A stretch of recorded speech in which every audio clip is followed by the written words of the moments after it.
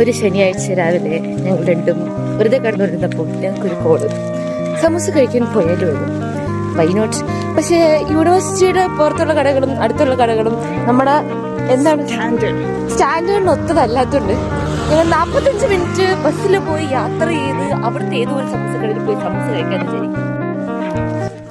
പക്ഷെ വണ്ടിക്കൂലിക്കുണ്ടായ പൈസ ഇല്ല എന്ന് പറഞ്ഞ ഞങ്ങൾ നൈസായിട്ട് ലോറി ബൈക്ക് കൈ കാണിച്ച് ലിഫ്റ്റ് അടിച്ചിങ്ങ് പോന്നു. പിന്നെ ബയ്യ വൈബായതുകൊണ്ട് ഞങ്ങളും വൈബായിരുന്നു. പിന്നെ 3 കിലോമീറ്ററിന്റെ നടത്തം കഴിഞ്ഞ് ഞങ്ങൾ എത്തി. ഇതാണ് നമ്മ പറഞ്ഞ നട. ചിക്കൻ സമൂസ, പിന്നെ കീമ സമൂസ. എരി തിന്നാൻ മധുരം വേണമെന്നാണല്ലോ.